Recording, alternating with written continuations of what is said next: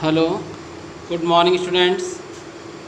Class 10th subject Sanskrit, video 34B lesson हम start कर रहे हैं बेटा 6। पिछले वीडियो हमने लेसन 5 के अभ्यास प्रश्न कंप्लीट किए थे। आज हम इस वीडियो में आप सभी देख सकते हैं षष्ठ पाठ है, पाठ 6। पाठ का नाम है महाराणा प्रताप है। महाराणा प्रताप, देखो बेटा, महाराणा प्रताप का नाम लेते ही हमारे शरीर के अंदर वीरता का संचार हो जाता है, त्याग का संचार हो जाता है कि महाराणा प्रताप एक ऐसे राजपूत थे या ऐसे वीर योद्धा थे हमारे राजस्थान भूमि के, जिन्होंने मेवाड़ राज्य को बचाने के लिए कभी भी मुस्लिम राजाओं की अधीनता को स्वीकार नहीं किया और जीवन भर वो आज़ाद ही रहे। कभी भी उन्होंने अकबर की अधीनता को स्वीकार नहीं किया, मरते दम तक वो लड़ते रहे। कई बार उन्होंने जंगल में जीवन यापन किया, यहाँ तक कि घास की रोटी भी खाई, लेकिन फिर भी उन्होंने अपनी प्रतिज्ञा को नष्ट नहीं होने दिया। तो ऐसे वीर शासक महाराणा प्रताप के जीवन के विषय में आज हम पढ़ेंगे। तो आप सभी ध्यानपूर्वक सुने बेटा। सर्वप्रथम हम इस पाठ का परिचय पढ़ते हैं जो कि बहुत ही प्रेरणादायक है। सुनिए पाठ परिचय। भारतवर्ष हजारों से भी अधिक वर्षों से गुलाम था। आप सभी जानते हैं कि प्राचीन काल में भारत हमें गुलाम रहा था। कभी विदेशी जातियों ने राज्य स्थापित किया, कभी अंग्रेज़ों ने, उसके बाद मुसलमानों ने हमारे देश पर शासन स्थापित किया था।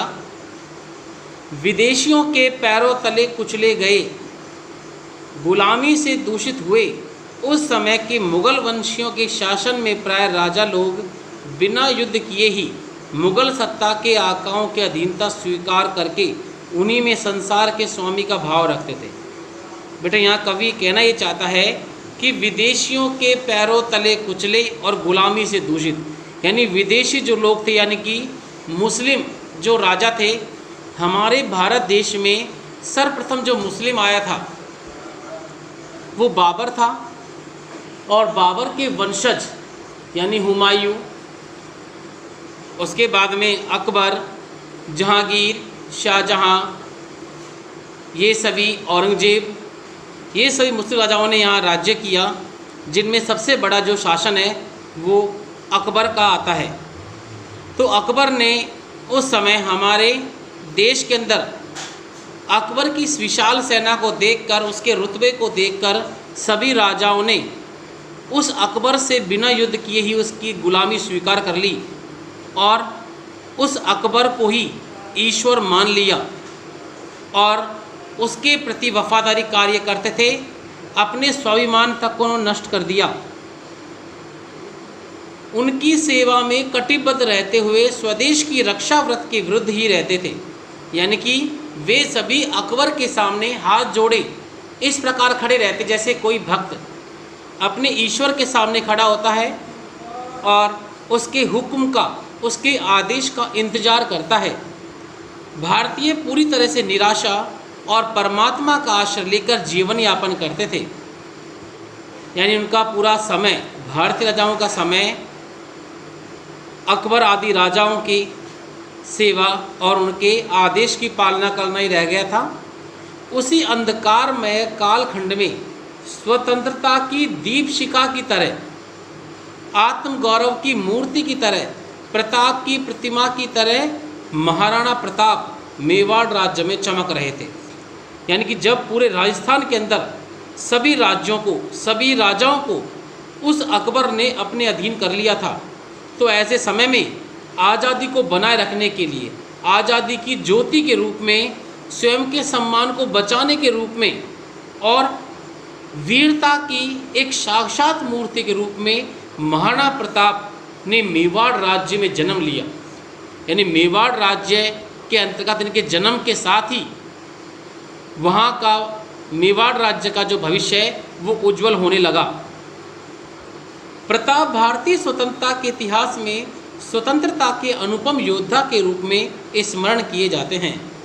तो बेटा इससे हम ये समझते हैं कि जो महाराणा प्रताप थे वो भारत की आज़ादी का यदि हम इतिहास उठा के देखें तो उसमें स्वतंत्रता प्राप्त करने वाले योद्धाओं की श्रेणी में महाराणा प्रताप का नाम सबसे आगे मिलेगा।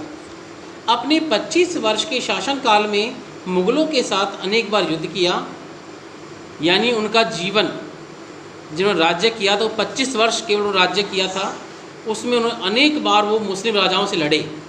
जीवन में अनेकों विपरीत परिस्थितियों द्वारा संतृप्त किए जाते हुए भी, संतृप्त यानी क्या होता है, सताए जाते हुए, पीड़ित किए हुए, संताप दिए हुए कभी भी पराजय अथवा दीनता प्रदर्शित नहीं की। यानी उन्हें कभी पराजय नहीं मानी और न ही अपनी कमजोरी को प्रदर्शित होने दिया, बल्कि वो और अधिक वीरता से हर बार एक नए जोश, एक नई उमंग से उस मुस्लिम राजाओं के प्रति लड़ रहे थे। प्रस्तुत पाठ प्रातः स्मरणीय महाराणा प्रताप का परिचय प्रदान करता है। यानी दिया वो जो पाठ है ये सुबह याद करना, यानी जिस प्रकार हम सुबह ईश्वर को याद करना नहीं भूलते हैं, उसी प्रकार वीर योद्धा जो भी होते हैं वो सुबह के समय महाराणा प्रताप का नाम लेते हैं, जिससे यहाँ पर इनका परिचय दिया गया है, बताया गया है, जिससे छात्र उनके जीवन को पढ़कर उससे प्रेरणा प्राप्त कर सके। उनके अनुसार जिस तरह उन्होंने जीवन यापन किया, यानी व्यक्ति चाहे वो कोई भी है, जब तक उसका बेटा एक लक्ष्य नहीं होगा, एक उद्देश्य नहीं होगा, तब तक वो व्यक्ति जीवन में सफल नहीं हो सकता। तो महाराणा प्रताप ने भी अपने जीवन का एक ही लक्ष्य बनाया था, एक ही उद्देश्य बनाया था, क्या कि अपने राज्य को कभी भी गुलाम नहीं होने देना। उन्होंने कहा था कि मरते दम तक मैं अपने आप को और अपने राज्य मेवाड़ को कभी भी इन मुस्लिम राजाओं का गुलाम नहीं होने दूंगा। और जैसा उन्होंने लक्ष्य बनाया, उद्देश्य किया, जैसा उन्होंने प्रण किया, वैसा ही करके भी दिखाया। तो ऐसे महान वीर शासक महाराणा प्रताप को हम आज भी याद करते हैं और इनके जीवन को पढ़कर, इनके गुणों को अपनाकर हम आज भी और भविष्य में भी अच्छे आचरण से युक्त बन सकते हैं। ठीक है बेटा, तो आज हमने इनका परिचय पढ़ा। तो आज की वीडियो में बस इतना ही। अगली वीडियो हम इसके पार्ट को स्टार्ट करेंगे, इनके जीवन के बारे में, इनकी वीरता के बारे में, इनके कार्यों के बारे में हम ध्यान से पढ़ेंगे। ओके बेटा, तो आज की वीडियो में बस इतना ही। Okay students.